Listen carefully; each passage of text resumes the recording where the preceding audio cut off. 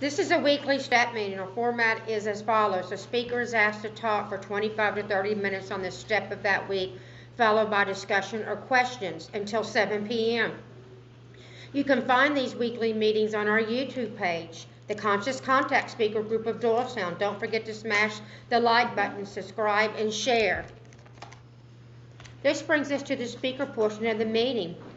April 18, 2022 in Doylestown, Pennsylvania at the Monday night 6 p.m. Stay Alive Literature and Step Group of St. Paul's Lutheran Church. Tonight's speaker is Lisa, and she will be speaking on Step 6 and 7. Let's all give her a warm welcome. Hi everyone, I'm Lisa. I'm an alcoholic. Hi Lisa. Hi Lisa. A God that I believed in but wanted absolutely nothing to do with separated me from alcohol on August 30th, 2018. Fortunately for me, that was not my first time that he separated me. But when I first came into the program, it was in 1992. And it has taken me 25 years to get a year in this program. I would come around, I would feel a little bit better, and I would go back out. Something was really different this time. I'm not sure what it was. I went away to a detox center, had absolutely, didn't even think about AA. There was no, like I wasn't gonna do AA again. And something happened and I ended up in AA. And I didn't come to AA to get sober. I came to AA because I was sick of going to jail. I was sick of ripping my mother's heart right out of her chest. And I was sick of me. But I sat for a while and slowly but surely, listening to you guys and, following directions, which I don't like to do. Like, I'm supposed to speak on 6 and 7. Somebody told me to read 6 and 7 out of the 12 step. I don't follow directions well. I didn't do it. It wasn't my idea either, so I didn't do it. So that's how I operate. But I just want to, I'm extremely nervous, and I just want to tell a quick story till I calm down a little bit. I was about a year and a half sober this time, suffering from untreated alcoholism, and I did not know what that was or what it meant. I just know that I didn't have a drink in me for a year and a half, and I felt worse at that moment than I did when I first came in this time. And I couldn't figure out what was going on, and what was going on was I was doing nothing. I wasn't reading the big book. I didn't have a sponsor. I wasn't going through the steps. I was going to meetings, and that was it. I shared that with a friend of mine who has many years in the program. He really laid into me. I had a big resentment after that day, but like 2 days later he called me and he said, we're going to a meeting. We're going to Doylestown. And I said, okay. I don't even know where Doylestown is. So we came on Saturday night to the Conscious Contact meeting, and that's where I first met Ron and Nick and Teresa, who ended up being my sponsor. I didn't know it at that time that she was going to be. But I came and something happened. I heard this man speak, and I heard the message of hope, and I heard the message of recovery, and I heard how they incorporate the 12 steps in their life and how these steps will change your life. And from there, I went on this new journey of, I'm going to try something this time that I never did before. Let me try this big book and these 12 steps. I'm working them, honestly and thoroughly with a sponsor. And all I could say is something's working. And I have to say that's it. So to talk about 6 and 7, I don't think you can really talk about it without 4, 5, 6, and 7 to me are so woven in together. Like one is a prerequisite to the other. So step 4, so we made this searching and fearless moral inventory of ourselves. Nobody likes to do this one. Nobody gets excited to do this one. But literally when I got to this one, this time I quit AA. I was like, I'm not doing it. Because I struggled with the 3rd step. So I'm not doing it, okay? I know that I have to do it. I know it's vital for me in sobriety to do it. So I do it as thoroughly as possible. And I'm doing it with a sponsor. Now you have to understand, this woman is nothing but pure love. Like there's no judgment there. She has like almost like coddled me through it. Like, it's going to be okay. Like we all do this. Never once judged me, scolded me. So we, we write it out, and then we get together to do the 5th step. I just have to tell you this funny story.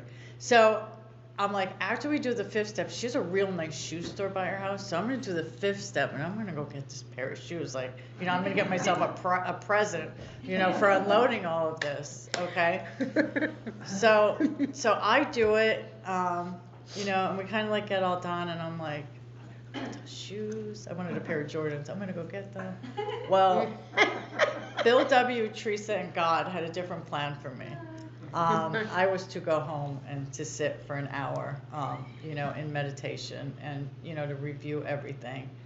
And that's what I did. And in all honesty, something spiritual started to happen. I was literally like levitating after that hour.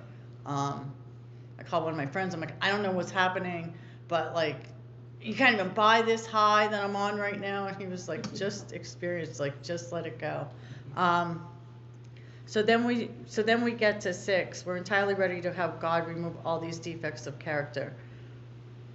Like, what defects of character? Like, what is that? Like, I didn't even know what it was. And because we did a thorough 5th step, those defects of character are listed in my 4th step, the exact nature of my wrongs. I didn't think I ever did anything wrong. I had resentments against people who had resentments against me because I did them dirty. But I had to look at all of these defects of character, and basically like 4 or 5 of them kept like repeating themselves. Selfishness, dishonesty, self-centered, and they all kept repeating themselves. So when we get done, she's like, now you need to make a list, and I'm like, all right, well, I only have like 4 or 5. Like, it's not gonna be really that long. Okay. She always has like a twist around the corner. She gave me a sheet of paper, and she was like, here's some. Here you go. If you're not sure what you have. I sat down. I had every single one and then some on that list. Got done with it. Called her. I felt like a piece of garbage. That I was like, after I wrote this, like, really? Like, I don't want to. I felt like that like my whole life, and I didn't want to feel like that anymore. I have this list in front of me, and she said, do me a favor, fold the paper in half and write the opposite in the next column, and then call me back. So that's what I did. And to write the opposite in that next column, that was everything I always wanted and dreamed to be, was the opposite of these character defects. Like, it looks so good on a piece of paper. Now, how do I strive, to get like that? It's constant work. Like, I don't just do these steps, once and be done. These character defects, which I didn't know anything about because they were such a part of me, like my whole life for so long. And I'm like, if I get rid of these, like, what am I going to be? Like, just this naked skeleton? Like, I had every character defect that you could possibly have, and had them for so long, that once we get rid of them, like, what am I going to be? Even before I took a drink, I was a liar, a cheater, a stealer, a manipulator. Like, we can go on and on. I suffered from all that stuff before I even put a drink in my body. So it wasn't like I didn't have the excuse to say, well, I'm like this because of alcohol. Or I did that because I had this drink. And that's not the case at all.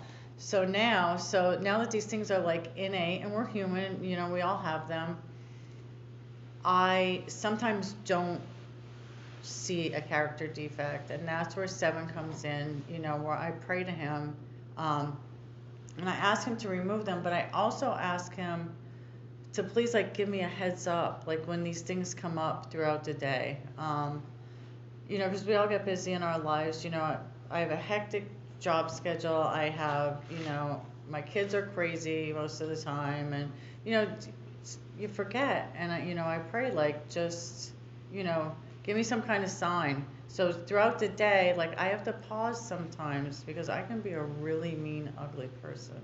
And I don't like to be that person. Like, I can be downright. My daughter's father always said I had a forked tongue. Like, I can kill you with my tongue.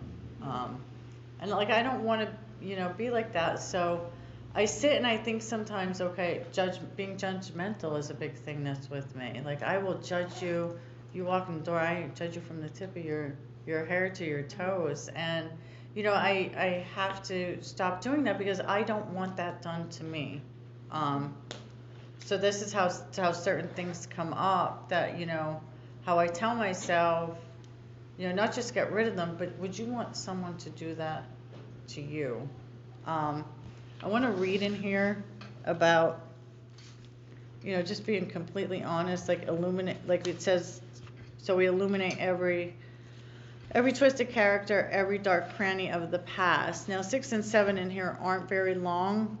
So in step 6, so we emphasize willingness as being indispensable. Are we now ready to let God remove from us these things which we have omitted are objectionable? Can he now take them all, every one?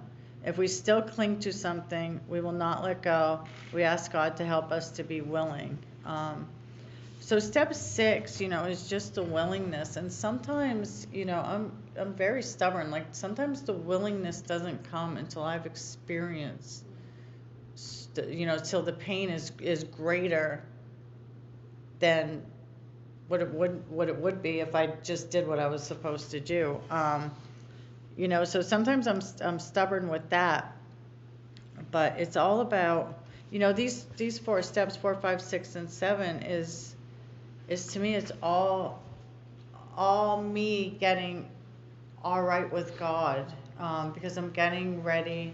I'm getting more fit with Him to get ready to go out and do 12-step work. That's what this is all about. I don't know what else to say about this. Maybe this is why I should have read the 12 and 12. So anyway, like throughout the day, I do that. And this is something that I do every day. I don't do it perfectly. I fall short. I have shortcomings. I fall short. But I usually can catch on to them when I do a step 10. At the end of the day. It's just being aware of these. And asking Him to remove them, which could be hard. It's hard being aware of them because it's something that is like in me that I've done my whole life. I don't know what it's like, to be honest. I don't know what it's like not to cheat. But through these steps, I'm learning all of that. To become more aware. And I just wrote some stuff down here to kind of stay on track. So it's about being ready and willing, in step 6. And in here it says, being ready is all important. Necessity of taking action. Delay is dangerous. Rebellion may be fatal. Point of which we abandoned limited objectives and move towards God's will for us. And, like I said, that's what I'm doing here. It's trying to get into a better, more fit and a better relationship with God. Because the more that I let go of these character defects, the more room there is for Him to come in inside. I can fill myself up with inside. I was thinking about this, and I thought, I was thinking about character defects and holding on to them, and it was kind of like being a hoarder, and being hard to let go of these things. And but it was so black and white on paper to me to see it, and I didn't want to be like that. So to do the opposite of them, really looked really good to me. Now I humbly asked Him to remove our shortcomings. So I become aware and willing with these character defects, and then I humbly ask Him, to take them from me. I do that first thing in the morning. I do it periodically throughout the day. The day just seems to go better, when I'm aware of these things. So sometimes I can get into that. I call it the grouch mode, and I can't get out of it, and I don't know what's wrong. There's nothing wrong, but there is something wrong, and I don't know what's wrong. So failure and misery transformed by humility, strength from weakness, pain is the admission price of a new life, self-centered fear, chief activator of defects. Step 6 is a change in attitude, which permits us to move out of ourselves towards God. And that's just like I said, I'm just creating this stronger relationship with God, so that I can go out and do His work and do the 12-step work that is required, of me.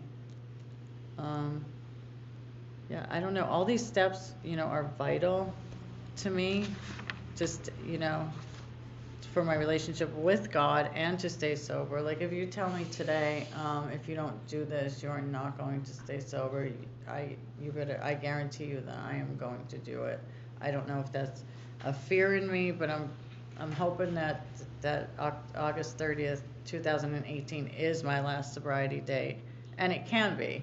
It can be if I stick around with you guys, go to meetings, have a sponsor, I have a home group. I finally started to listen and, did everything that you guys told me to. If you would have asked me last year at this time what was the most important thing to me in my life, I would have told you it was being sober. If you ask me that today, it's a little different. The most important thing to me today is my relationship with God. And it's through these steps and my sponsor that I got to that, that conclusion. This is the route that I want to go. I don't know. The steps work. People told me that. I thought you were full of crap. I didn't believe you till, I started working them. There's not one lie in this big book that I wanted absolutely nothing to do with. Somebody came and gave me the book, and I was like, no, that's okay. I don't want it. And in my head, I was thinking, you look like you need it more than I do. And then she was like, no, take it. And I came up with another excuse, but I don't have any money. And she's like, will you just take it? And finally, I was like, okay, I'll take it. And she didn't just give me this. She gave me the 12 and 12. She gave me the whole AA library. And and for, cool. And for 6 months, you know what I did with it? I put it in my backpack. And I carried it to meetings with me, okay? Because I'm going to meetings and I have my books. I still didn't open them. But yeah, the pain got tough enough that I was willing to go to any lengths, to do this. So we had to start, we started reading this book, and the first promise in here is, it tells you how 1,000 men and women have recovered from alcoholism. That's the first promise for me. And if you follow this book precisely, to your best ability, it does work. I think that's about all I have to share. But thanks for letting me share. Thank you so much. Now we're going to open up the meeting. Please limit your sharing to 3 minutes. Please keep your shares related to the step. If you feel like drinking or if you had a drink today, please see me or speak to someone after the meeting. We ask that you please refrain from the use of profanity. We are in a church and on a spiritual journey. Let's open the meeting.